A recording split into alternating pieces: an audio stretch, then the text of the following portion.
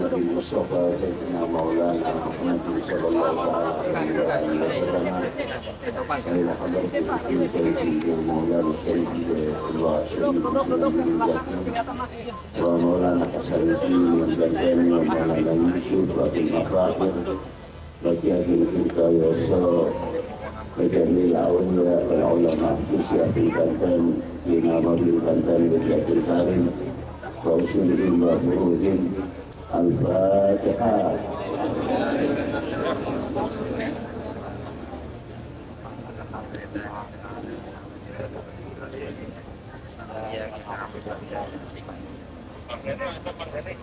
Alhamdulillah ila awal bila ibtidah wal akhiru bila intihah ya li sifatil ulya wal izzati wal kibriya wassalatu wassalamu ala imami ahli sofai wal wafa qutbul anbiya wal awliya sayyidina wa maulana Muhammadin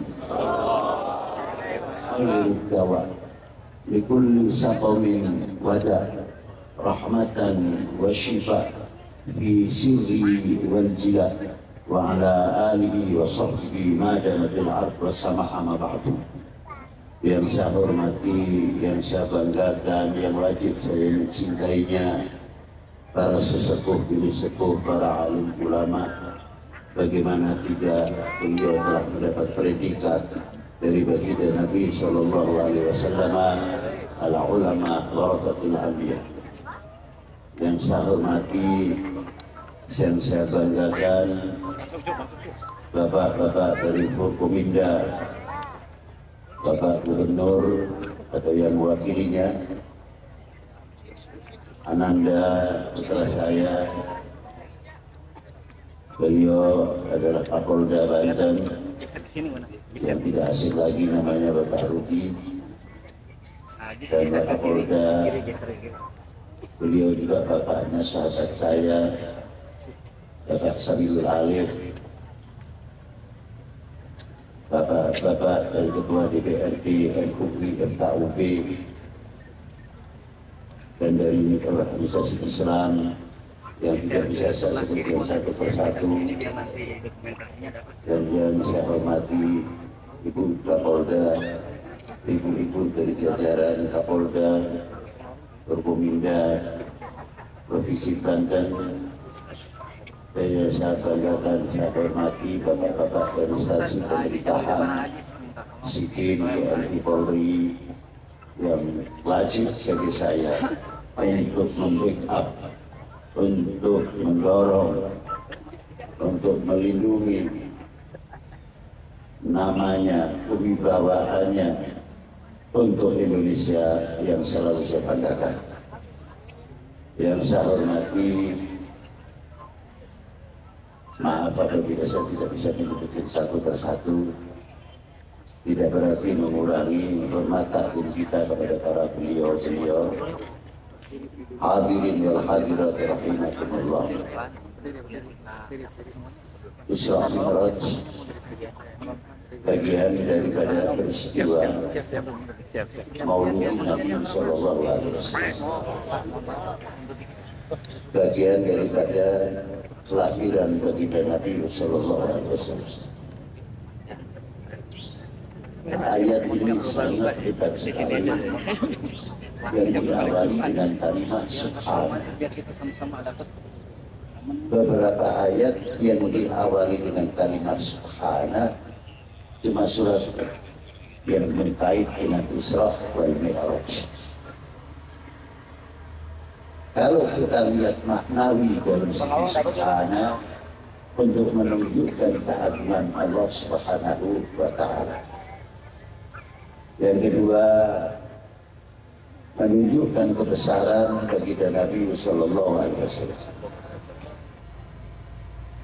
Yang ketiga, nilai-nilai sejarah apa yang ada di dalam ayat tersebut, diawali dengan subhanalladzi asra bi'abdihi lailan minal masjidil haram ilal masjidil aqsa ila akhir ayat. Ayat ini sangat populer sekali untuk adillah di dalam Isra wal Mi'raj Nabi besar Sayyidina Maulana Muhammadin sallallahu alaihi wasallam. Dalam arti yang pertama, subhana, maha suci Allah yang telah memperjalankan seseorang yang paling sempurna dalam ubudiyahnya. Di antaranya hadis-hadis yang mencakup tentang kebesaran Rasulullah SAW. Sekalipun di antara beberapa hadis ada yang dhaiful isnad tapi tidak dhaiful matan. Satu contoh, ketika sahabat Umar bertanya, "Atadri man ana ya Umar?" Ketahui ya siapa aku ini. Maka dijawab oleh sahabat Umar, "Allah wa Rasulihi a'lam." Lalu Rasulullah meneruskan, "Ketahuilah ya Umar, sesungguhnya Allah Ta'ala sebelum menciptakan sesuatu apapun, pertama-tama menciptakan nurku. Dan nurku sujud kehadiran Allah Subhanahu wa Ta'ala selama 700 tahun. Ini 700 tahun alam yang berbeda. Artinya pada waktu itu Allah Ta'ala belum menciptakan matahari dan bulan. Kayak seperti ayat, "Walladzi khalaqas samawati wal arda fi sittati ayyamin tsumma istawa 'alal 'arsy." Walladzi khalaqas samawati wal arda fi sittati ayyam. Kok sudah disebut sittati ayyam, apakah Allah Ta'ala menciptakan matahari dahulu dan bulan? Belum. Mungkin kalau diterangkan di sini mungkin akan kaget. Wal makna sittatu ayyam ai sittatu darajat, dan 1000 muter. Atas, bawah, barat, timur, utara, selatan. Sittati ayyam tidak arada syai'an ayyakula lahu kun fayakun. Tidak. Tafsir maknanya luas.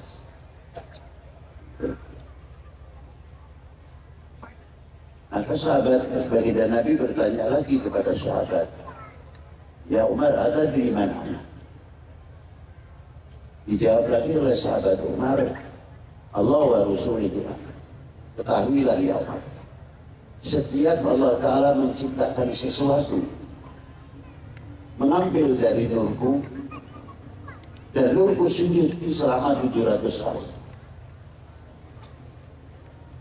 Siapa yang diciptakan dari nurku? Rasulullah menerangkan, "Wal kursi min nur." Kursi dari nurku.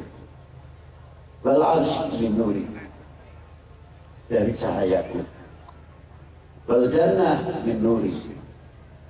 "Wa syamsa wal qamari wal nujum min nuri." "Wa khalaqal nurul ma'rifah fi qulubil mu'minin min nuri wal fakhar." Dan Allah Ta'ala menciptakan nur ma'rifah yang dimasukkan setiap lubuk mukmin adalah dari nurku, dan nurku sujud kehadiran Allah selama 700 tahun. Untuk kita mukmin harus mengucapkan alhamdulillah. Luar biasa. Ini sahih dhaif isnad saja, tapi hadisnya sahih. Sanadnya baik, matanya bagus. Hadis yang kedua, Allah Ta'ala memerintahkan Sayyidina Jibril turun ke baginda Rasulullah SAW, menyampaikan salamnya Allah Subhanahu Wa Ta'ala, dan Allah Subhanahu Wa Ta'ala bersabda, "In akhadtu Ibrahima khalilan faqad akhadtuka habiban." Bila mana aku mengangkat Ibrahim kekasihku, aku mengangkatmu ya Muhammad di atas segala kekasihku. Al-Khalil, Khalilun maknanya kekasih, wal Habib maknanya kekasih. Beda tempatnya Mabena Khalil wal Habib. Habib lebih tinggi daripada kata Khalil. Wa khalaqtud dunya wa ahlaha wa ma khalaqtul khalqa akram alayya minka. Aku tidak menciptakan makhlukku, abadku satupun yang melebihi kemuliaanmu. Wa khalaqtud dunya wa ahlaha, dan aku menciptakan alam semesta ini li'u'arifahum karamataka wa manzilataka 'indi. Aku menciptakan alam semesta ini untuk memberitahu penghuni alam semesta kemuliaanmu dan kedudukanmu di hari manzilati di narsa dalam Allah Subhanahu wa ta'ala. Dibuktikan hadis ini ketika Isra wal Mi'raj Nabi besar Sayyidina Muhammad SAW, orang yang tidak pernah dipanggil. Hebatnya apa? Allah Ta'ala menghormati atas ciptaannya. Di mana buktinya? Allah Ta'ala memanggil kepada para nabi yang terdahulu, ya Musa wa ya Isa wa ya Ibrahim wa Yunus dan lain sebagainya. Tapi Allah Ta'ala memanggil kepada baginda Nabi SAW mengandung suatu pendidikan yang luar biasa.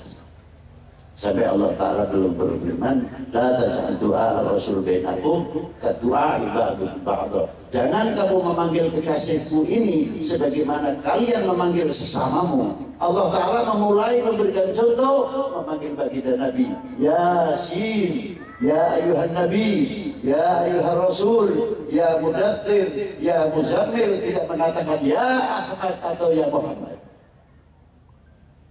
Kalau kita pikir dengan akal sehat, sehingga wiwir anungan Muhammad hirup nimbah lan kekasihnya dari sembarangan asal Muhammad Ahmad. Akhirnya gue langsung ke Abi pangkat nasim kuring teh naon nimbalan kejeng Rasul Muhammad Ahmad. Era malu rasanya. Nah, campur bahasa Inggris balik. Itulah dia. Ternyata dalam panggilan ini mempunyai kandungan-kandungan yang luar biasa. Pendidikan yang luar biasa. Pendidikan yang pertama adalah umat kepada Rasulnya, umat kepada Nabinya. Yang kedua, kita terhadap para ulama, para pewaris Nabi. Yang ketiga, antar sesama kita, al-mu'min akhul mu'min, al-muslim akhul muslim. Ternyata panggilan itu mengandung kewibawaan yang luar biasa. Contoh, anak saya sekolah juga terus, gurunya lebih muda daripada saya, jauh dibanding umumnya. Betul. Tapi karena saya menjadi seorang sesepuh yang tidak bisa menjadi suri tauladan, memanggil gurunya mudah. Umpamanya namanya Fulan, Fulan, kamu kemana? Padahal anak saya belajar dari dia. Apakah itu akan membuat satu contoh yang baik? Anak kita mempunyai ikhtiram, mengerti memuliakan kepada gurunya, bagaimana khidmahnya kepada gurunya.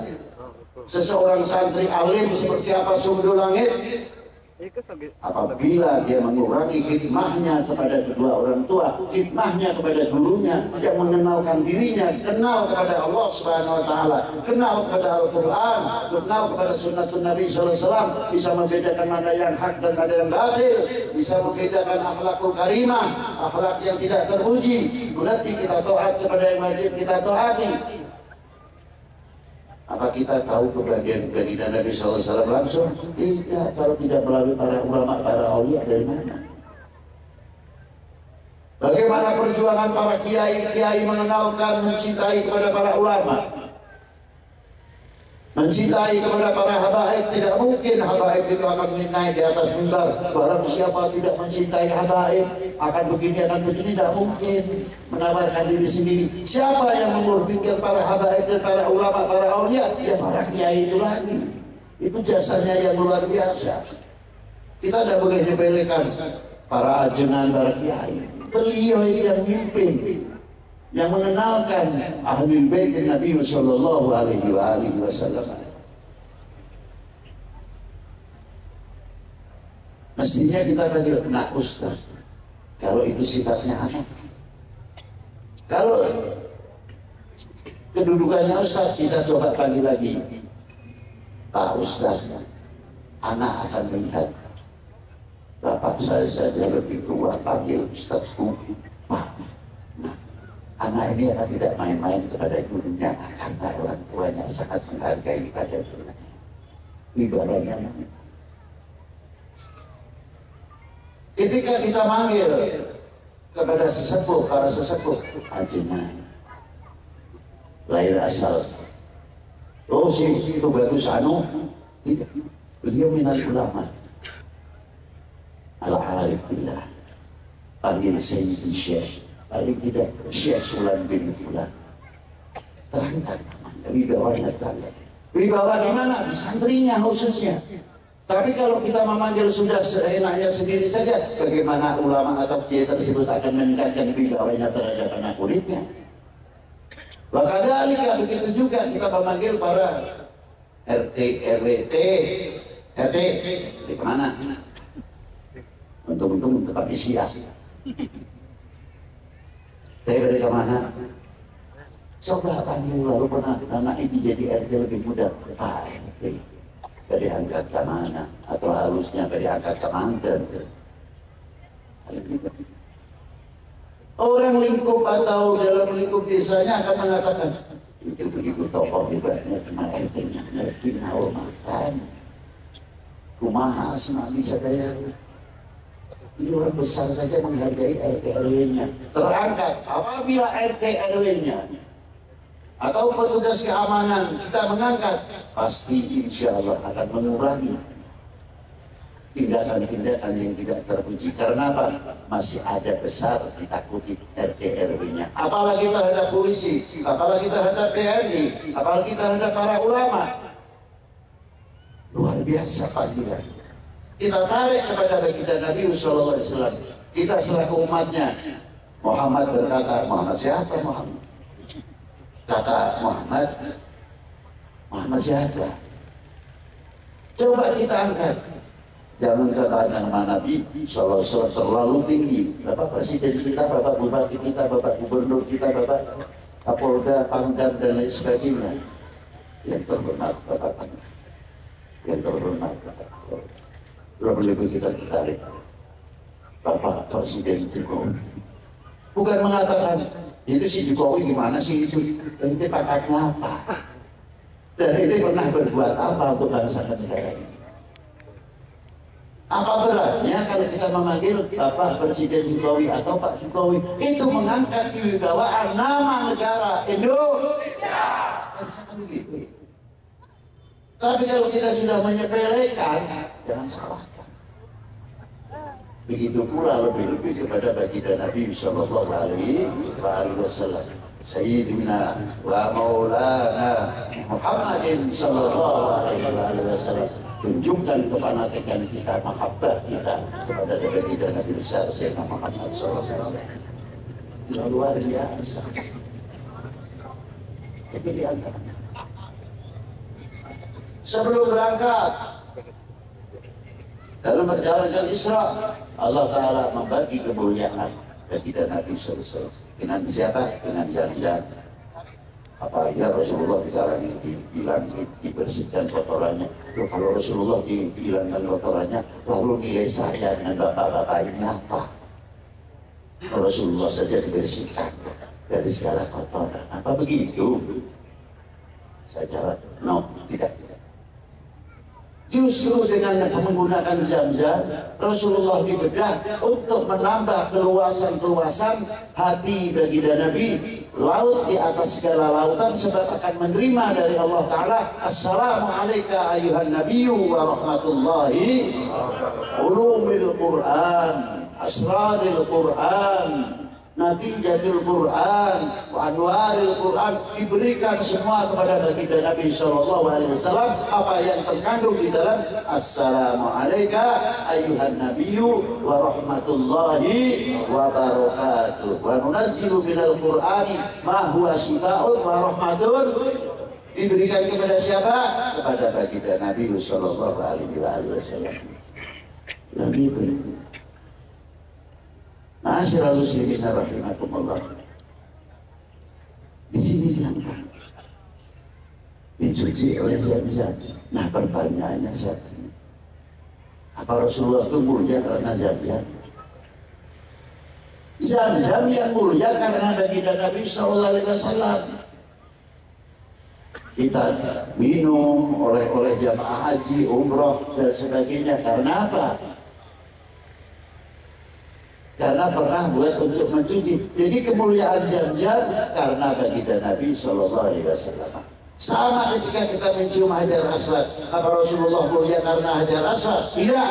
Rasulullah hajar aswad mulia karena sebab baginda Nabi Shallallahu Alaihi Wasallam. Bagaimana Allah Taala mengangkat lingkungan baginda Nabi Shallallahu Alaihi Wasallam, apalagi ke sahabatnya. Air dan batu saja mulia sebab baginda Nabi Shallallahu Alaihi Wasallam. Itu dia.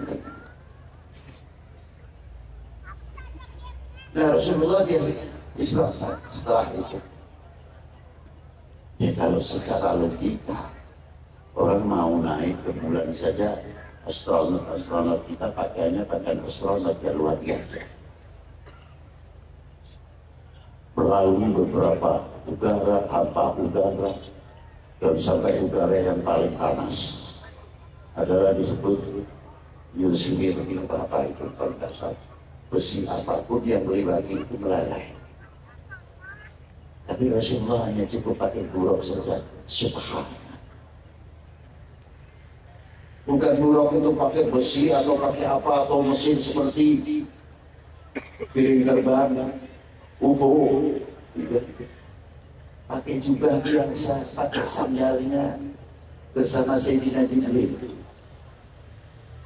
Nah kita bertanya, mengapa matahari bulan Rasulullah tidak silu dan sinar cahaya matahari yang luar biasa mempunyai kandungan ultraviolet yang luar biasa, sampai air laut pun sifat tidak rusak. Mengapa di dalam kitab takrib disebutkan almiyah musitatun sabatun apa? Air itu yang bisa untuk suci dan wudhu itu diantaranya 7. Kita hanya terbatas bolak-balik untuk mandi, untuk cuci muka atau untuk wudhu. Tapi sejauh mana kita penyelidikan terhadap air laut sehingga bisa manfaat untuk kepentingan dunia Islam dan bangsa pada umumnya? Terbatas. Itulah ketinggalan dan ketinggalan, ribut terus. Padahal itu PR dari Sahibul Takrib. Ini sebentar lagi kan pemilu, nanti ribut lagi secara ulama habaib, secara ulama umumnya yang sebutkan, ayo Pak Rewo saya ribut baik. Terkadang sampai 3 bulan ini tepat. Boro-boro ayat lagi saya dia masih kumpul bareng-bareng ya. Padahal ini kekuatan yang luar biasa. Ada TNI, Polri, ulama, pemerintah, tokoh masyarakat. Ini kekuatan Indonesia yang luar biasa. Itu diantaranya. Ma'asyiral muslimin rahimakumullah. Mengapa Rasulullah tidak silu? Ada sebabnya. Kembali kepada hadis tadi. Matahari, bintang, bulan diciptakan dari nurku. Jadi yang silu itu matahari, bintang, bulannya, bukan Rasulullah yang silu. Karena cahaya matahari dan bulan bintang tidak, tapi mereka lah yang silu. Kenapa? Sumbernya nur adalah baginda Nabi Sallallahu Alaihi Wasallam. Jadi kalau saya siang jam 12 siang umpamanya terik matahari luar biasa, kan silu pakai kacamata hijau. Apa ulah kena sinar matahari.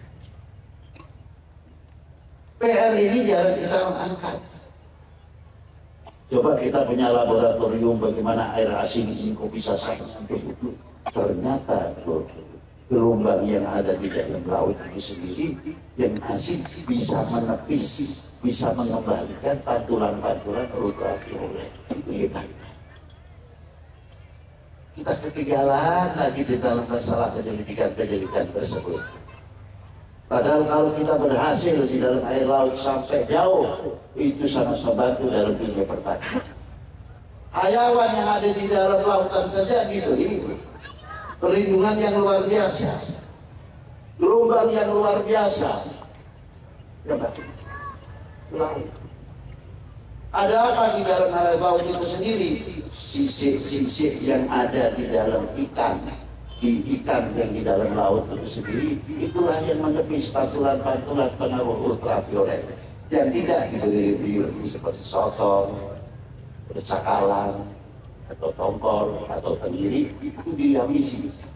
Maka baik kalau mau beli ikan atau masak ikan yang tidak bersisik, dibersihkan sebaik mungkin, sebab yang tidak cocok bisa gatal. Nah, itu sebabnya sangat luar biasa ilmu pengetahuan. Apa yang ada di dalam Al-Quran, Quran bukan dogmatis, tapi sangat universal. Sejauh mana kita menyelidiki atau sejauh mana kita tahu ilmu yang ada di universal Al-Quran, itu diantaranya. Ma'asyiral muslimin rahimakumullah, begitu hebatnya. Maka pantulan-pantulan matahari dan pantulan-pantulan yang lain, Rasulullah tidak terkena. Yang kedua, membuktikan apa yang ada di dalam surat Yasin. Apa diantaranya? Asyamsu tajri mustaqarrin laha dzalika taqdirul azizil alim. Wal qamaru qaddarnahu manazila hatta 'ada fasyamsu la yanbaghi laha an tudrikal qamar wal lailu sabiqun nahar wa kullun fi falakin. Siapa yang tahu fi falakin yasbahun? Rasulullah langsung kullun fi falakin yasbahun. Itu hebatnya. Nah, ringkasnya. Maka diawali subhana, maka dari lapisan langit per langit, langit sampai ke bawah ke bumi. Bagaimana daya tarik bumi itu sendiri, gravitasinya. Rasulullah tidak terkena itu, padahal kan melalui hampa udara. Jawabannya adalah subhana. Itu hebat. Langsung menghadap Allah Subhanahu wa Ta'ala. Diantar oleh malaikat Jibril, cukup malaikat Jibril terbatas kekuatannya. Rasulullah langsung mengucapkan at-tahiyyatul mubarakatus shalawatut thayyibah. Dijawab oleh Allah Ta'ala, assalamu alayka ayyuhan nabiyyu wa rahmatullahi wa barakatuh. Rasulullah langsung diam, sujud kehargaan Allah Subhanahu wa Ta'ala, minta jangan untuk saya saja ya Allah, tolong aku minta assalamu alayna wa ala ibadillahi shalih. Kepedulian Rasulullah sangat tinggi terhadap umatnya. Kepedulian Rasulullah sangat luar biasa terhadap para sholihin. Maaf, saya pribadi saya tidak mengatakan bahwa saya itu kadang merenung bagaimana jasanya kedua orang tua. Kalau sekarang sudah begini lampu dari 220 sampai teknologi yang luar biasa. Saya lihat para sesepuh, sesepuh para pendahulu khususnya. Jam 1 malam sudah keluar dari rumahnya, ada yang membawa sampel, bolet dan lain-lainnya, sayuran. Atau sepeda 2 keranjang isinya bolet atau sampel atau sayuran dan lain-lainnya. Mengikuti memudah masalah di mana-mana. Yang pakai gerobak, yang pakai truk pada tahun-tahun itu sangat luar biasa. Itu perjuangan orang tua. Perjuangan orang tua untuk anak-anaknya. Kalau kita tanya, Pak, Ibu, kok hebat betul sih? Ibu yang sudah umur, Bapak sudah umur, masih berjuang. Kalau tidak untuk anak-anak, untuk siapa lagi? Saya sudah cukup. Di zaman penjajahan saya sekolah hanya sampai kelas 3. Asal tahu bisa membaca dan menulis, lain-lainnya tidak. Kalau mau sekolah HIS atau Milo, orang-orang tertentu. Kalau tidak Sudagar, orang kaya, anaknya pejabat, tidak bisa masuk HIS atau Milo.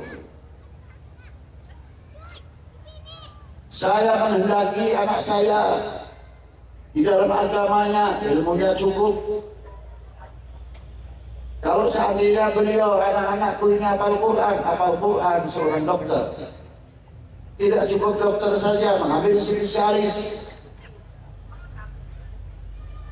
Dokter spesialis kandungan, hafizul Quran. Dokter spesialis pankreas, hafizul Quran. Dokter internis, hafizul Quran. Ada lagi hafizul Quran, insinyur pertanian, dan lain sebagainya. Untuk melahirkan keuniversalan ilmiah apa yang ada di dalam Al-Quran.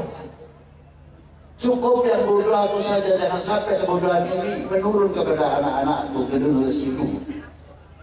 Sebab saya khawatir saya mempunyai generasi tidak mampu menjawab tantangan umat dan tantangan bangsa. Itu yang dikhawatirkan para kiai, para ulama. Dan tidak ada para kiai, semoga anak muridku alimnya jangan melebihi saya.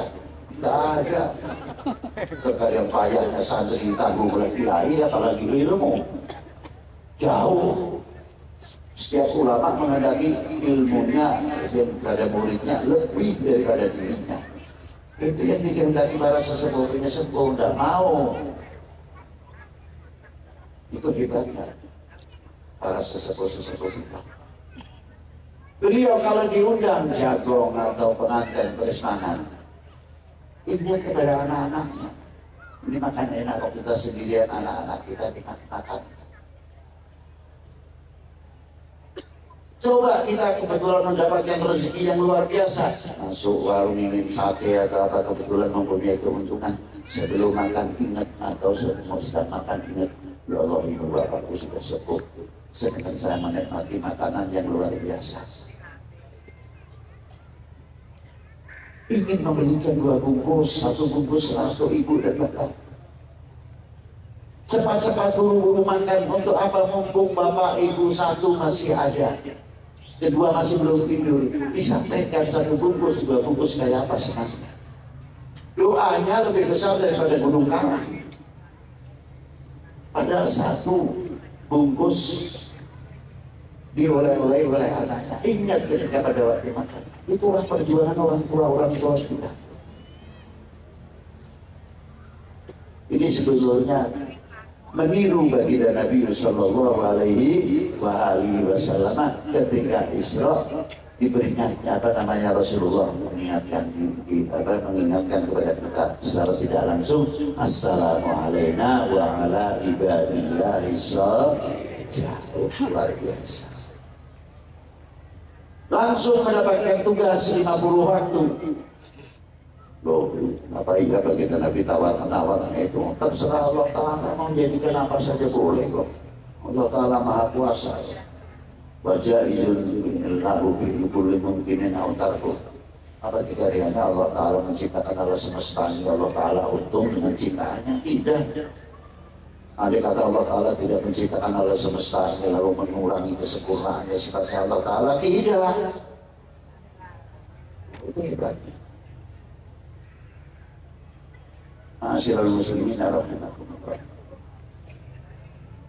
Turun setelah mendapatkan dari Allah Ta'ala tugas 50 waktu ketemu Nabi Allah Musa. Dapat berapa ya Musa? Ya Muhammad. Dapat 50 waktu. Padahal niatnya Nabi Musa sebetulnya mendukung niatnya baginda Nabi untuk meringankan umat. Pendukungnya Nabi Musa, bukan karena Nabi Musa mengurangi tugasnya Rasulullah 50 waktu, tidak. ketemu lagi sama Allah Ta'ala, mendapatkan nurnya Allah Ta'ala, mendapatkan asrar dari Allah Ta'ala, kurangi 5, balik lagi ketemu Nabi Musa. Yang untuk siapa? Nabi Musa mendapatkan nur, cahaya, asrar dari Allah Ta'ala. Pikir apa? Bolak balik sampai 10 kali. Di sini kebesaran baginda Nabi Sallallahu Alaihi Wasallam. Apa di antaranya? 10 kali nador ila wajhil karim. Nabi yang lain, Nabi Musa saja suruh melepaskan sandalnya ketika di gunung sini. Tapi Rasulullah sampai na'lun Nabi Sallallahu Alaihi Wasallam di bawah Isra Mi'raj. Di dalam kitab Syamsul Ma'arif, di dalam kitab yang lain, asrar rahasia daripada na'lun Nabi luar biasa. Itu karena apa? Pernah diajak di bawah Isra wal Mi'raj. Itulah. Jadi malam itu Rasulullah bisa ketemu Allah Ta'ala 10 kali. Luar biasa pakatnya bagi Nabi Sallallahu Alaihi Wasallam. Ringkasnya ulang-ulang tugas itu. Apa di antaranya tugas-tugasnya itu? Menyampaikan perintah wajibnya sholat. Karena sholat itu terkait sekali dengan sesama kita. Di dalam sholat itu ada lafzul jamaah, ada yang mufrad. Seperti orang makan. Kalau doanya orang makan, Allahumma barik lana fima razaqtana wa qina adzabannar. Nah, kalau kita di dalam sholat, kalimatnya yang jamaah apa di antaranya? Ihdinas siratal mustaqim siratal ladzina an'amta 'alaihim minan nabiyyin was-siddiqin wasyuhada was-shalihin wa hasuna ulaika rafiqa. Ketika kita mengucapkan ihdinas siratal mustaqim, kita hubungan dengan umat Islam seluruh dunia, bukan untuk Indonesia saja. Bagaimana yang belum menjalankan sholat? Mungkin kita di sini sudah waktu malam begini, di timur-timur atau jauh sudah menjalankan sholat tahajud. Mengucapkan apa dalam surat Al-Fatihah? Ihdinas siratal. Di samping satu ayat, satu sisi maknanya itu, tapi kita mengetahui dari mana dengan jamal atau mujmal kalimatnya, kalimat jamaah. Ihdinas siratal mustaqim, ya Allah, tunjukkanlah saudara kami yang masih sakit di rumah sakit jalan yang lurus. Seandainya dia sudah waktunya diambil oleh Allah Ta'ala, husnul khatimah. Ihdinas siratal. Yang dia dalam keadaannya ekonomi setengah mati, ihdinas siratal mustaqim. Dengan sebab kefakirannya, jangan sampai dia belok kanan belok kiri yang akhirnya salah dalam akidahnya atau sasar atau sesat. Ihdinas siratal mustaqim. Jadi banyak kalimat siratal ladzina an'amta 'alaihim minan nabiyyin wasyiddiqin wasyuhada wassalihin. Siratal ladzina an'amta 'alaihim ghairil maghdubi 'alaihim waladdallin. Ini siratal. Kembali tadi ini khususnya. Nah, di dalam sholat itu ada supaya kita mendapatkan kehusyuan apa? Kalau kita berbicara khusyuk memang sulit. Itu tergantung tingkatan manusianya. Tapi kalau kita cukup 3 saja, kalau mau khusyuk sholatnya, takbiratul ihramnya, merasa didengar, dilihat oleh Allah Ta'ala. Kalau tidak bisa, waktu menyebutkan di dalam suratul Fatihah, iyyaka na'budu wa iyyaka nasta'in. Kalau tidak bisa, dalam tasyahud, asyhadu an la ilaha illallah wa asyhadu anna Muhammadar Rasulullah. Di situ aja dan cukup. Kalau kita berbicara khusyuk, sudah setengah mati. Akal kita ini, kita masih banyak ghaflahnya kepada Allah Subhanahu wa Ta'ala. Maka kita diwajibkan masuk tarekat itu adalah itu diantaranya untuk menghilangkan sifat ghaflah kita kepada Allah Subhanahu wa Ta'ala. Kalau kita tumbuh sedikit demi sedikit merasa dilihat, didengar oleh Allah Ta'ala, lama-lama tumbuh haya, malu kepada Allah. Kalau kita berbuat yang kurang baik, kurang terpuji dan sebagainya, apakah perbuatan kita itu kelak tidak dituntut di hadapan Allah Subhanahu wa Ta'ala, ataukah memberikan satu contoh-contoh yang kurang baik? Di antara hikmahnya kita mengambil air wudhu saja, di antara yang paling pertama adalah mas'ul wajhi, membasuh muka. Kita tahu di antaranya masyhur wajib ini di antaranya apa? Mata, mulut. Kena air wudhu. Sejauh mana kita menjaga kesucian apa yang telah kita usap dengan air wudhu? Bukan ini. Mata, telinga, dalam rukun. Mampukah kita membuat satu filter terhadap mata kita atau tutur kata kita, mulut kita?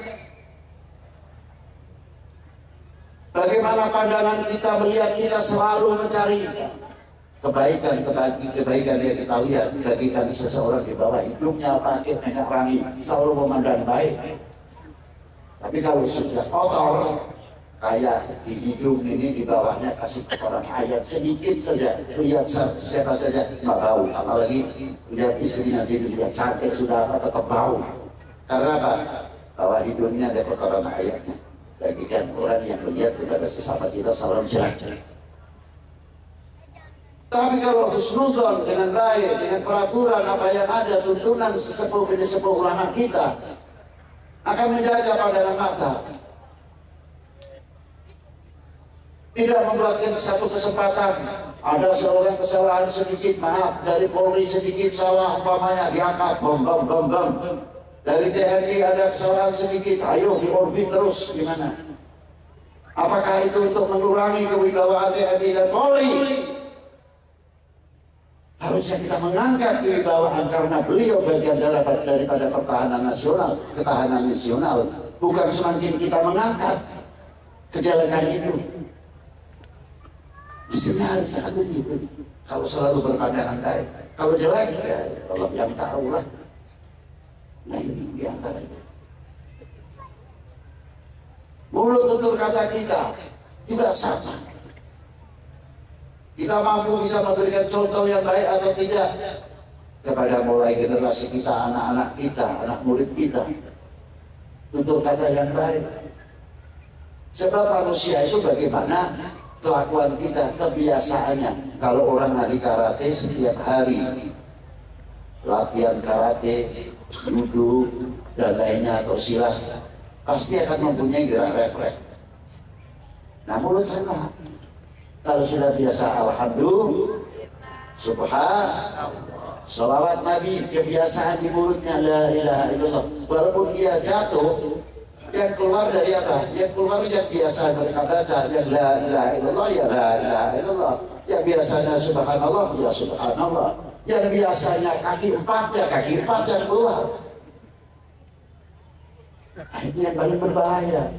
Yang lebih berbahaya ingin tahu apalagi ketika sakaratul maut dia sakitnya kayak apa begitu, lupa dari mulutnya keluar kaki empat, ini yang paling bahaya. Makanya kita diwajibkan bagi orang-orang yang gofrah untuk masuk tareikh untuk memperkuat kedudukan sholat kita kepada Allah Subhanahu, menghadap kita kepada Allah. Sebab awal mayu masabu pertama kali yang dihisab kelak yang akhir adalah sholat kita. Yang ketiga, tidak boleh merupakan senjata. Apa di antaranya? Minal masjidil haram ilal masjidil aqsa. Bagaimana doa Nabi Allah Ibrahim terhadap tanah yang bersama, kok bisa makmur? Diperintah untuk membangun Baitullah Ka'bah, dan ada zam-zamnya. Bagaimana jerih payahnya seorang ibu, kasih sayangnya terhadap anaknya pada waktu itu luar biasa. Ada apa di Masjidil Haram? Begitu pula dari Masjidil Haram sampai ke Masjidil Aqsa, ada apa? Ayo kita lihat sejenak supaya kita tidak menjadi umat yang melupakan sejarah. Kita melihat Banten sekarang ini, terutama jasa siapa? Maulana Syarif Hidayatullah, terus diteruskan oleh putranya Maulana Hasan Husni yang wafat pada tahun 1570. Maulana Syarif Hidayatullah meninggal pada tahun 1568. Maulana Yusuf meninggal pada tahun 1580, dan seterusnya dan seterusnya. Berhadapan dengan Portugis, berhadapan dengan Spanyol dan lain sebagainya. sampai berhadapan dengan VOC, anak turunnya. Kemana sejarah-sejarah beliau? Ikut andil besar berkibarnya kembali Sangsaka Merah Putih. Jasa siapa? Kita punya kontribusi apa? Beliau luar biasa kontribusinya. Sampai di dalam kuburnya saja masih bisa mempersatukan umat.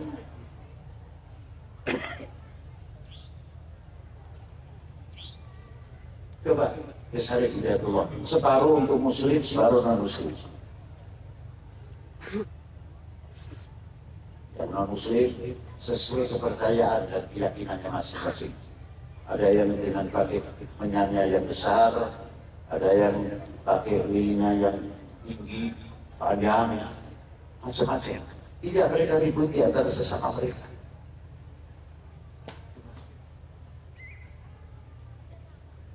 Satu bisa mempersatukan. Yang kita yang muslim sama. Yang tahlilnya panjang, yang tahlilnya pendek, yang tahlilnya keras dan sebagainya. Tidak ada yang ribut di antara sesama beliau. Di sebelah Maulana Syekh Hidayatullah. Artinya orang yang sudah meninggal sekian ratus tahun masih bisa mempersatukan umat dan mampu membuat ekonomi kerakyatan. Lihat di Maulana Hasanuddin dan Gunung Jati. Seandainya di Banten itu tidak ada Maulana Hasanuddin Banten, ramai tidak pasar di depan-depannya itu? Ada pasar tak? Tidak ada pasar. Karena apa? Tamunya Maulana Hasanuddin Al-Bantani disentuh, diketuk hatinya Syahrini mendatangi kekasihnya.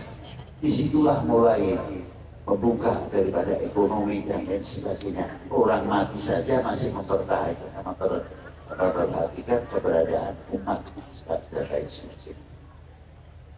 Dan ini dilakukan oleh siapa? Kita ketinggalan. Kalau mau menguak sejarah, apa di antaranya? Di Maulana Sayyidina Imam Malik Ibrahim bin Barokat bin Jamaluddin Husain dan Sayyidina Imam Maulana Ibrahim Asmarokondi bin Jamaluddin Husain bin Ahmad Syah Jalal bin Abdullah Ahmad Khan bin Amir Abdul Malik bin Alwi Amal Faqih bin Muhammad Said Marbat bin Ali Khalid Qasam bin Alwi bin Muhammad bin Alwi bin Ubaidillah bin Ahmad Al-Muhajir bin Isa An-Naqib bin Muhammad Al-Naqib bin Ali Al-Uraidi bin Ja'far Al-Sadiq bin Muhammad Al-Baqir bin Ali Zain Al-Abidin bin Husain Siddi bin Ali bin Abi Talib wa bin Fatimah Zahra Al-Batul binti Rasulullah sallallahu alaihi wasallam. Dan ibunya Al-Imam Ja'far Shadiq Farwah binti Qasim bin Muhammad bin Abi Bakr bin Siddiq. Berarti wali 9 yang ada di Indonesia.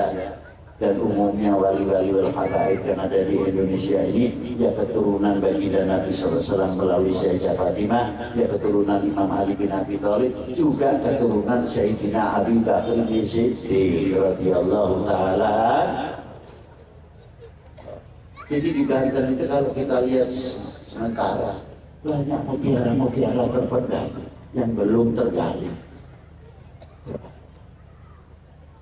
Dicontohi oleh beliau di zaman hidupnya Brawijaya, telah mengangkat Malik Ibrahim menjadi Menteri Irigasi dan Menteri Ekonomi, dan ayahnya Sunan Ampel diangkat menjadi Menteri Keuangan. Yang angkat agamanya apa, yang diangkat agamanya apa, tertolak, tapi bisa hidup rukun luar biasa.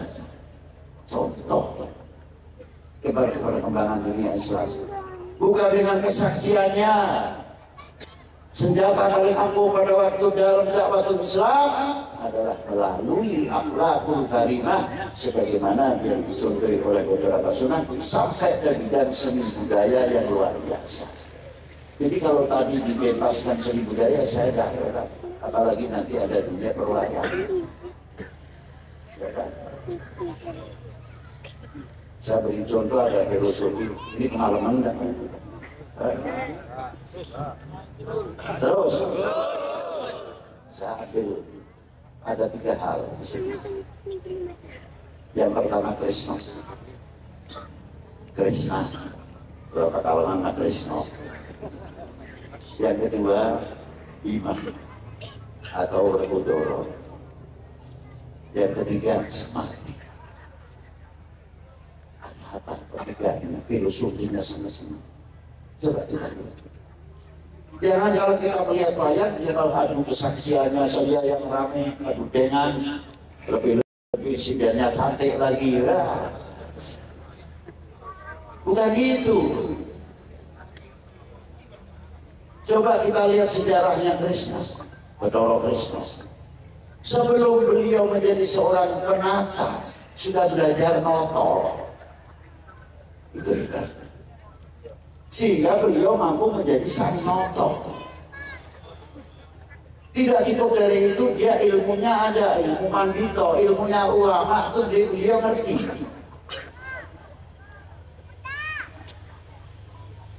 Disebut mandito. Yang kedua mempunyai koco begolo, kaca penjara merusak jeruni minara.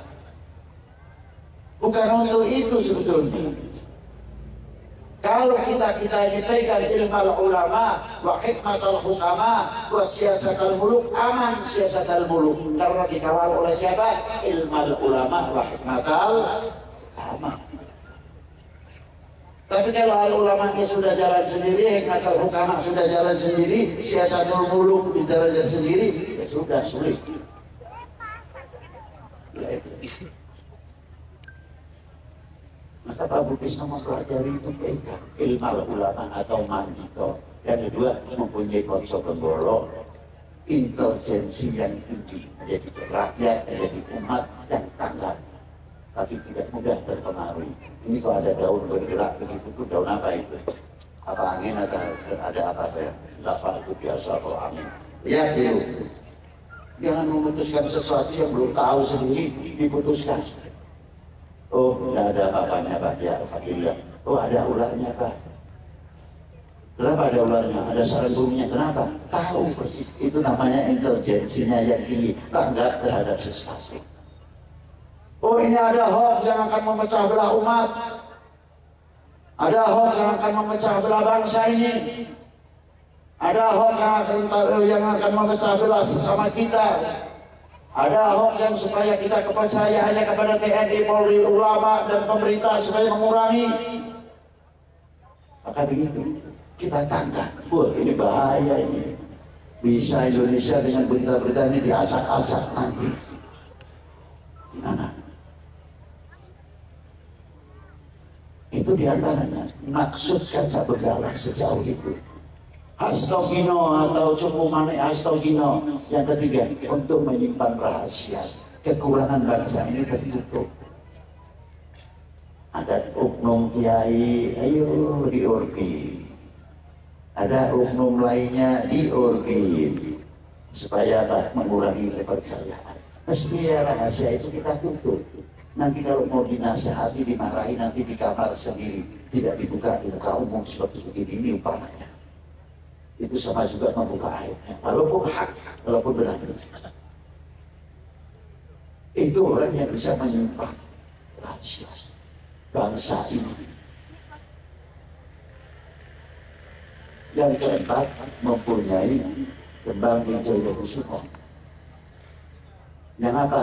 Bisa menghidupkan tanah yang kering, tanah yang gundul, bisa subur, dan sebagainya. Bukan sekadar keramatnya untuk menghidupkan orang mati, tidak.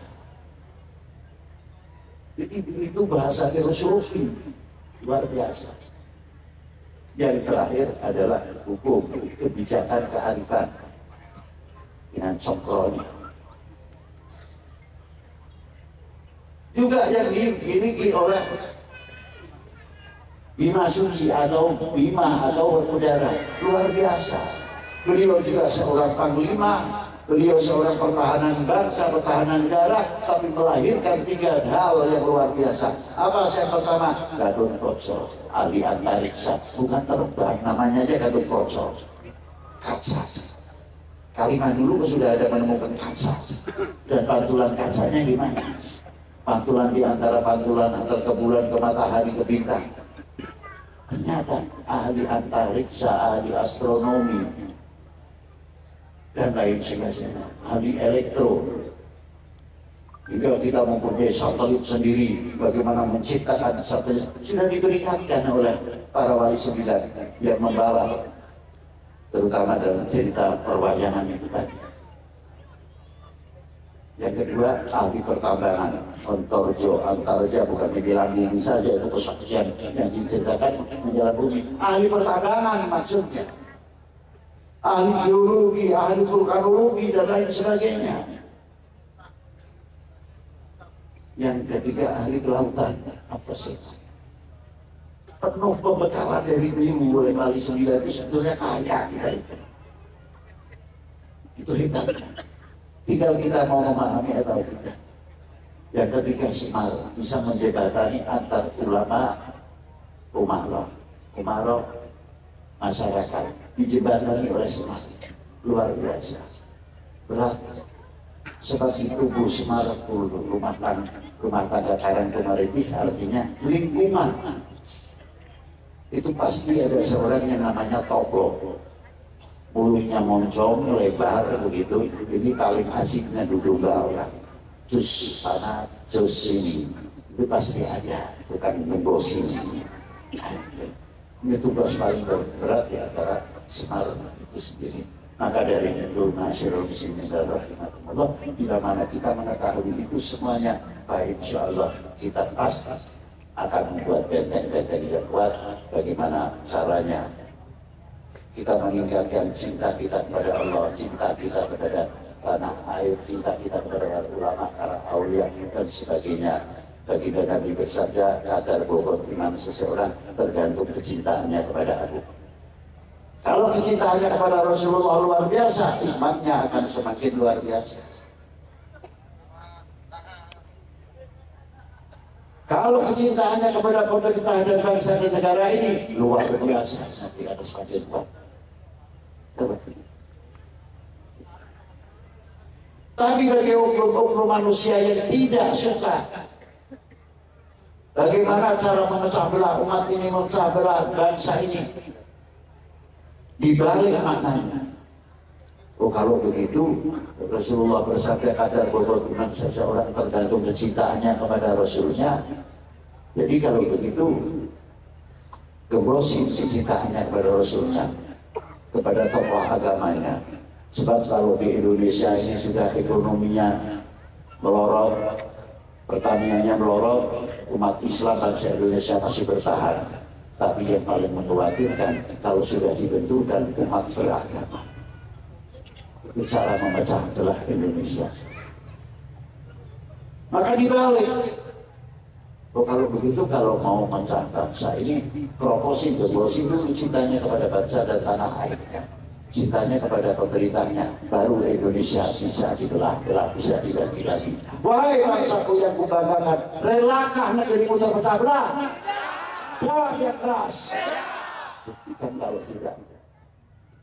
Kalau tidak, pasti kita akan menjaga keutuhan negara Indonesia, Republik Indonesia, dan akan memperkuat ketahanan nasional. Dan selanjutnya, wassalamualaikum warahmatullahi wabarakatuh.